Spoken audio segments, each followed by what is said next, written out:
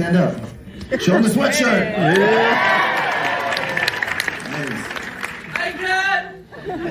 I can. Hi, Barbie. Well, thank you guys. Congratulations. And Margot, this all starts with you, I believe. What first gave you the idea that a Barbie movie might be worth pursuing, and then how did you have to get a lot of people on board, starting with Mattel and Greta Gerwig, and then these fine folks? Just take us back to the beginning. I shall. First of all, can I just ask, who here just saw the movie for the first time? Wow! What do you think? That's so fun. Yeah, they're like, I have notes. I hope it was fun. Yeah, the journey started more than 5 years ago. I knew that the property was around, perhaps going to be a movie, perhaps not, and I kind of thought, wow, if the rights ever become available, I'm going to go after it, because it's such a globally recognized, I mean, the word itself is just known, and people have memories associated with Barbie, good or bad, all around the world. And I thought, wow, it's a huge opportunity and terrifying. A lot of ways to do a Barbie movie wrong, but it did seem like a really big, exciting opportunity. And yeah, we had to convince Mattel, of course, to let us, make it. And at the time, we were a much younger production company, so that was, a bit of a sell. But they got on board, and I said I wanted to go to Greta Gerwig. We set it up at Warner Brothers, went after Greta. Greta said, yes, can I, just one condition, I want to write it with Noah. And we were like, brilliant. And then that process began.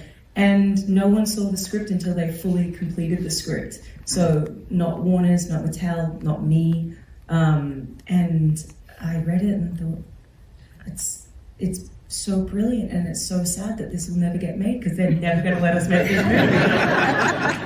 But they did. They were all exceptionally brave. And then, of course, Greta and Noah had written everyone's names into the script. So it said Barbie Margot, it said Ken Ryan Gosling, it said America. Well, actually, no, you were Gloria in the script, because the Barbies and Kens were all written in. So everyone the rest of it was manifested literally on the page to become the movie it is.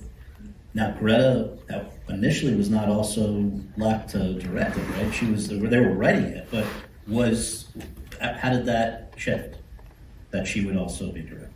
Well, I wanted her to direct from the beginning. I think she wanted to get that first step out of the way, and then I think once they had written it, she was like, oh, I can't let anyone else direct this.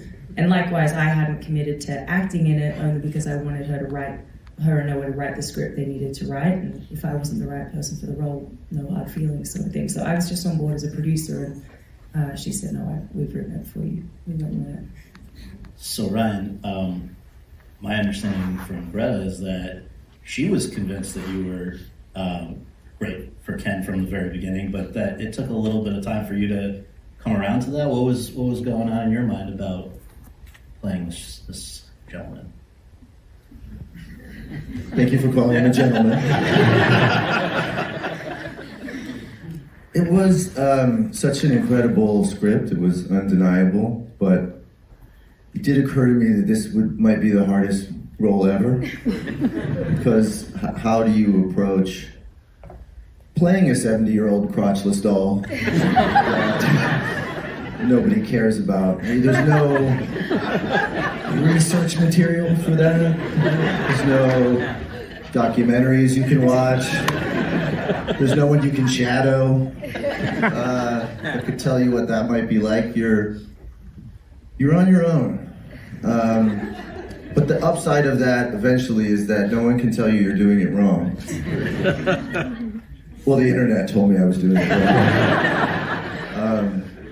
And Margot, of course, and Greta could have told me. Right. Sometimes your eyes told me I was doing it wrong, but you never officially said it. So, it was a process, but I realized just how well observed. Barbie landed in my house at the same time that Barbie the doll and also the script, and my kids were sort of playing with Barbie and not playing with Ken. And I did see him out in the backyard, face down in the dirt. And I took a picture of it and I sent it to Greta, and I was like, his story should be told.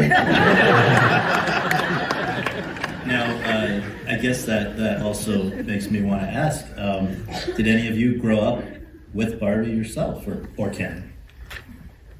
America, do you? No. To be honest, I was not a Barbie girl. It was kind of unattainable. Priority list. My mom was exceptionally surprised when I told her I was going to play Barbie. She was like, "Wow, I couldn't even get you to wear a dress when you were a kid." So I didn't see this coming either. Right.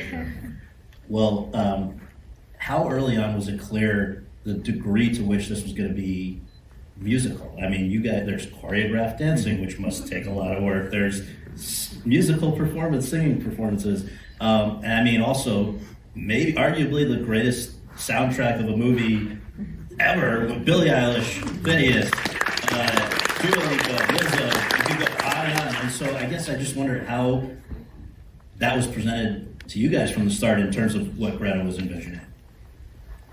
I mean, we talked about the music even in the pitch to the studio initially. We said it was going to be, it was going to be like a big dance party, and that always kind of was the criteria. But I'll let Ryan talk about some of his more musical moments, because they were definitely, in my opinion, the highlight of the film.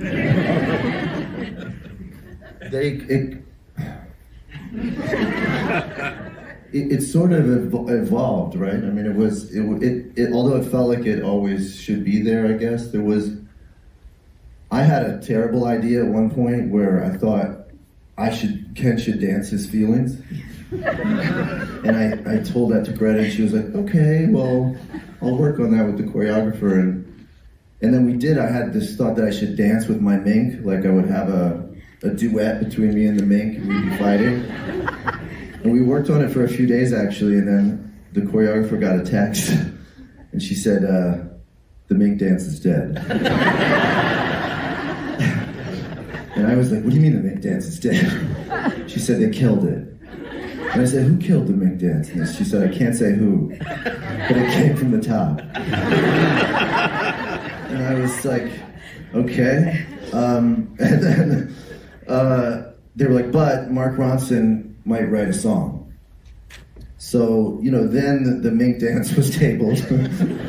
And this sort of other kind of whole, other thing, this dream ballet sort of started to take form, which was amazing kind of evolution, and just kind of a testament to how Greta works. She just she's so precise about what she wants, yet at the same time she's able to sort of constantly keep evolving it and just take these massive swings, like a whole musical number suddenly at the end. I heard she showed you guys specific classic musicals, is that right? To get just as reference points?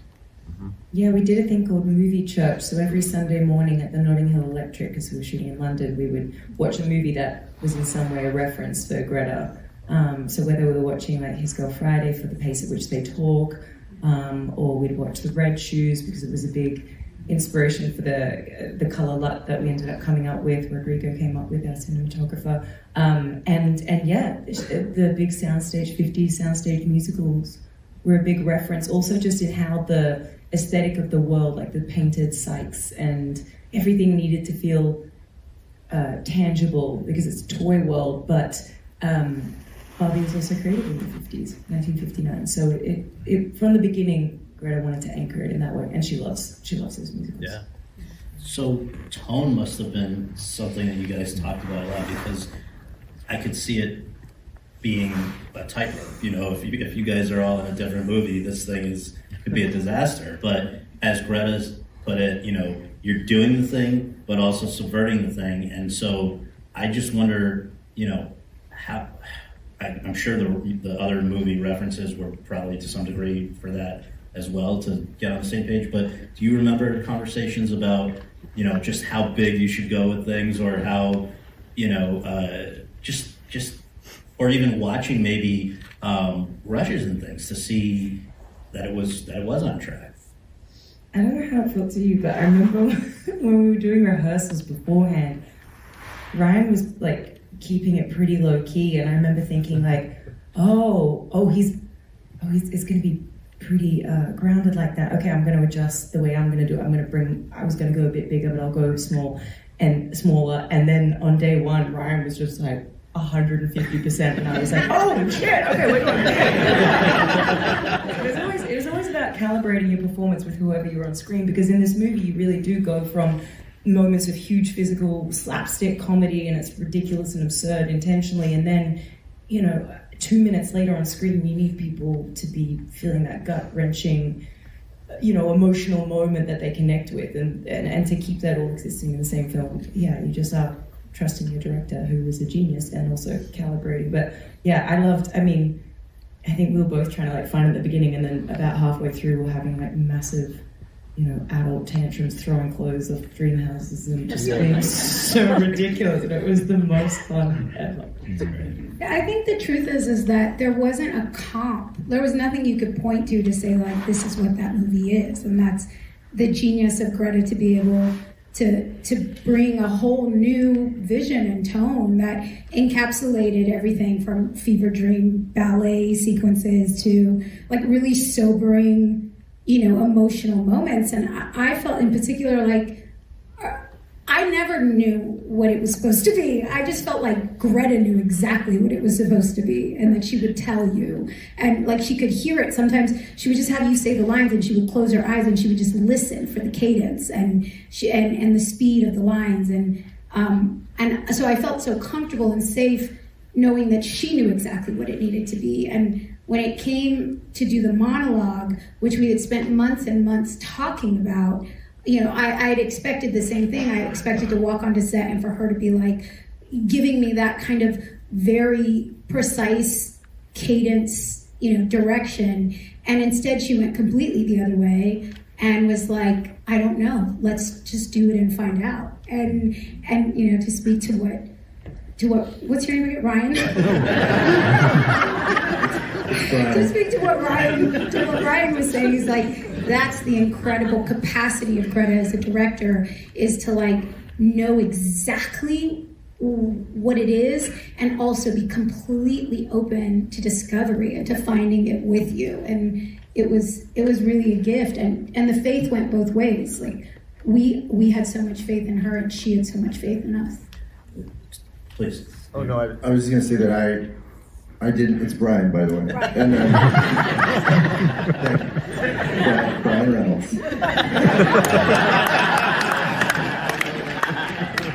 No, but I was just Ken, so I didn't feel qualified to make any tonal decisions.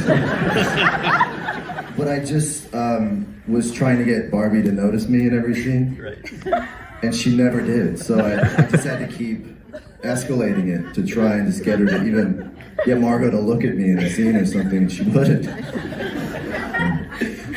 Well, let's dive in a little bit more to some of the specifics of your performances. Margot, I think the thing that it's even more appreciable on like second viewing. So for so many of you guys, you're here, you're just enjoying the movie. The second time, I noticed more and more of the things that you guys are doing to, I think, shade these the nuances. And Margot, what's amazing is the transition from her being a doll to being a human is done, it seems like, in very subtle steps along the way with, voice, posture, words that she's using, all of that. So I wanted to ask you if you can talk about doing that, especially as a reminder to folks who are here who I guess are not actors. Like, you're not shooting in sequence, so I'm assuming you have to map that all out. So take us into that process.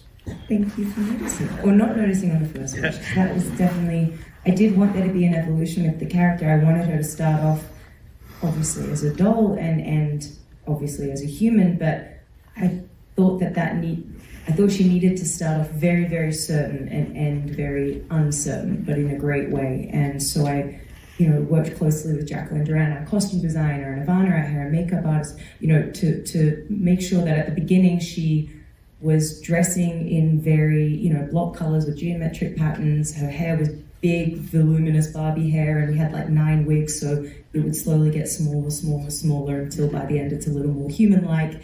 And likewise with the clothes, the fabrics would get softer and softer until they were a little more vulnerable, like you would be as a human, but still feminine. I didn't want her to get to the end and like in that last scene suddenly be like not a girly girl anymore. I think she's always going to be a girly girl, but I wanted there to be an element of like human fragility and vulnerability in a really beautiful way. And I wanted there to be an uncertainty in the way that she moved and spoke, and it went from being very definitive and intentional, and she's never had a second thought. She's never had to second guess anything at the beginning of the movie, and by the end, she does. So she does hesitate when she talks and stutters and stumbles on her words and doesn't know what to say. But at the beginning, it's very much like, I'm having a dance party, there's going to be bespoke choreography, you should come by. It's always very like, certain, and then the uncertainty of life kind of is reflected in how she starts. That's what I was going for. I don't know if any of that tracks, but that was the idea. I just want to add that I had the opportunity a few times in the hair and makeup trailer to just get a glimpse of Margot's script. And it's like, not since like Da Vinci's notebooks. Has there been more? I mean, there's so many little notes and drawings and graphs, and I was like, how much thought have you put into this? This is incredible. I've never seen a script quite like that. It should be in a museum somewhere. Academy Museum.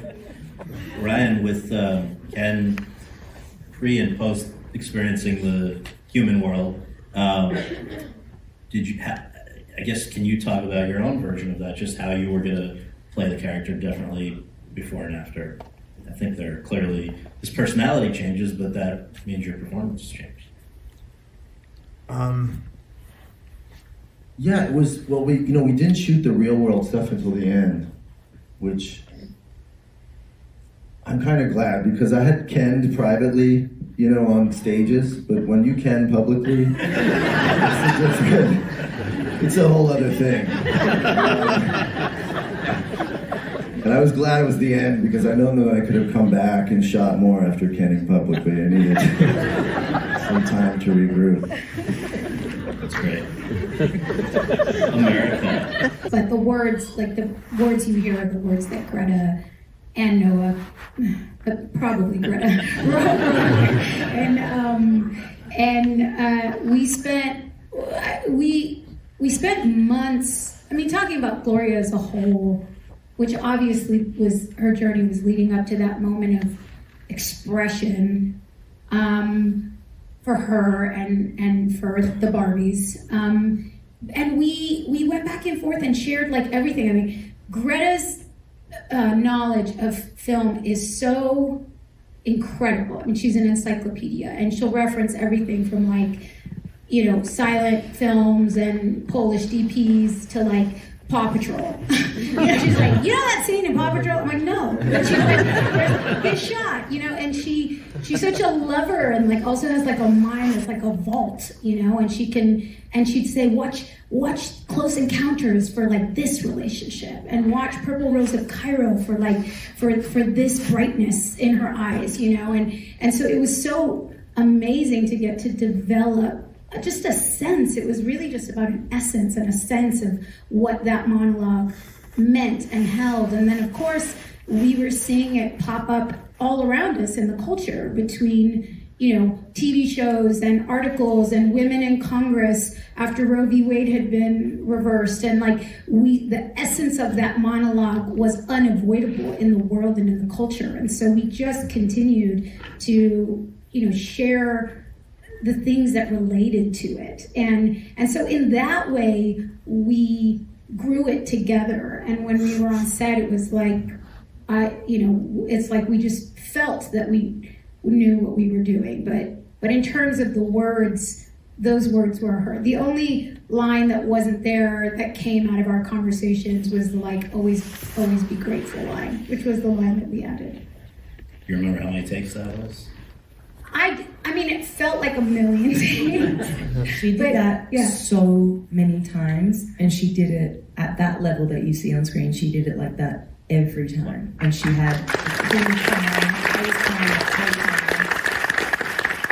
ADs came up and tapped me on the shoulder and were like, "You don't need to cry, you're off camera." And I was like, "I'm not trying to cry." She's making me cry. It's so, every time felt like the first time. That's great. And just to bring up two other scenes that a lot of people find very moving. Greta said that one of them, people were at one point asking her, "What do we really need this?" And she's like, "This is why I'm doing the movie." That's the scene at the bus stop with the older lady, played by the great costume designer Anne Roth, in case people didn't realize that's who it is.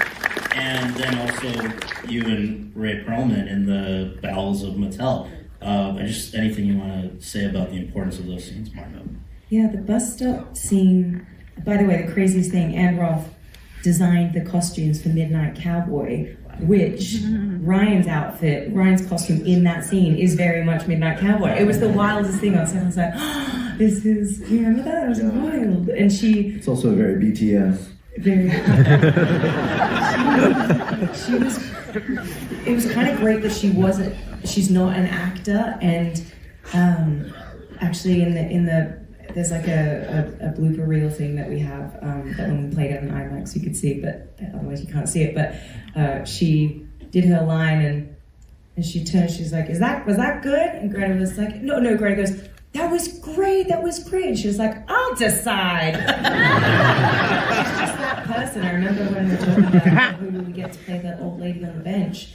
Greta's like, I want it to be someone who has so much character, who's, just lived a life and is funny and is, just not like a sweet little old lady. But anyways, Anne was perfect for that scene. And yes, that scene doesn't necessarily move the plot along, but it makes the movie.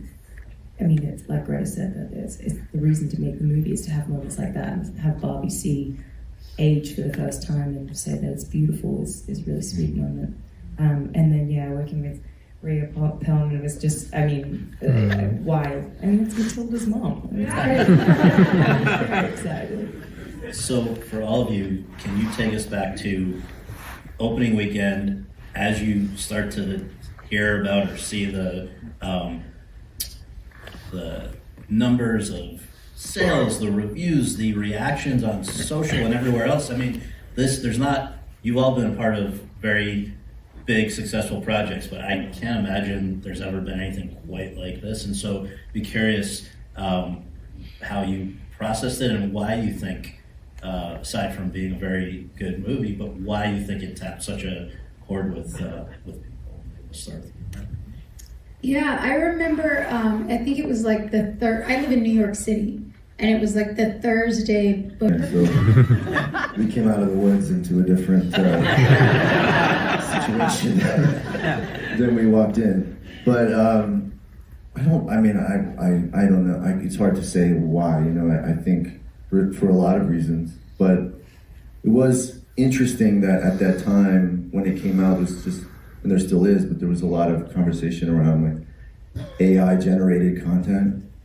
And it just kind of struck me that this is a movie that AI could never make.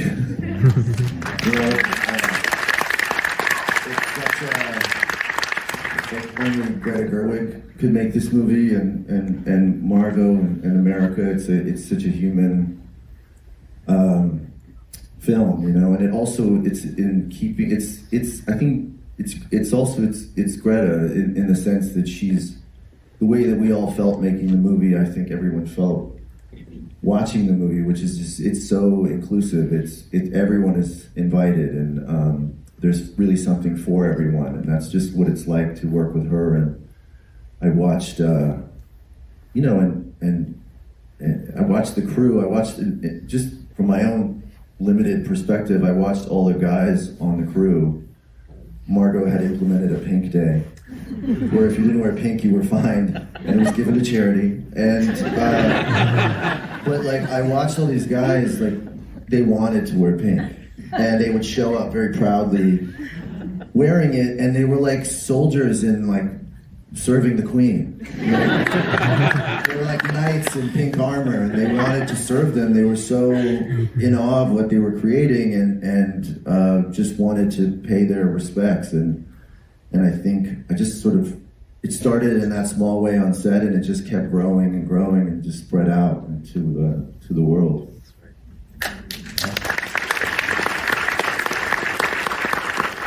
Barbie Queen, tell us your perspective. No, I mean, everything they said, and I agree that the color pink itself became this unifying factor, and also you knew exactly, I don't know, it's like everyone was everyone had the same thing when they left the house. They were going for the same reason, and it was such a unifying thing. And I went around the theaters on opening weekend with a mask and a hat, and we were just checking like levels and volume and stuff like that, but also just wanted to feel the vibe and hear everyone's reactions.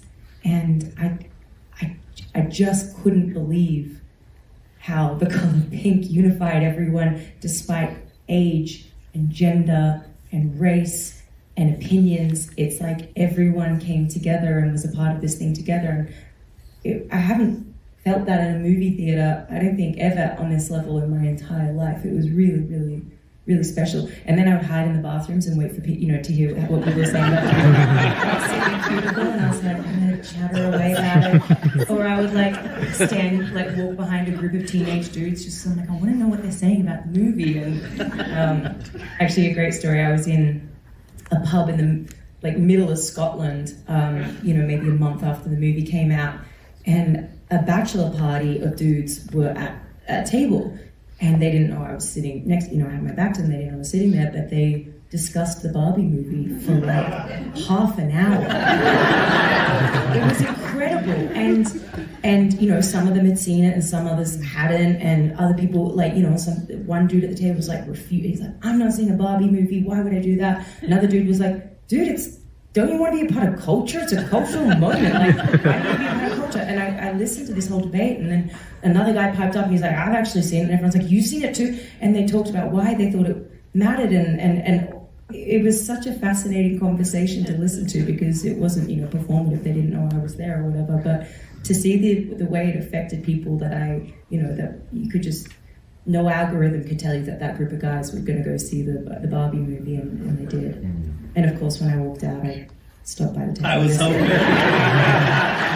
was like, "Thank you so much for seeing the Barbie movie." That faces. I think it took a whole minute for their brains to catch up and be like, "Oh, whoa." By the way, hiding and eavesdropping in a bathroom is something that only Margot Robbie can do. No one else can do that. One last question, which I'm sure is premature and possibly annoying, but I'm out of curiosity. When you have something that is this well received, the obvious question is this the end of the story, or could there be more with you guys involved? Greta said this too, but we really put, and I hope it feels this way, we put everything into this movie. Like, Greta, there was no holding back for part 2, part 3. Like, it was, we made this movie until like the tanks were empty. And I can't imagine what else it could be beyond this, and it was never designed to be a trilogy or whatever. It was, this is it. And look, never say never. Of course, who am I to say? But all I know is that we put everything into this movie. Yeah. Well, thank you guys for making the time.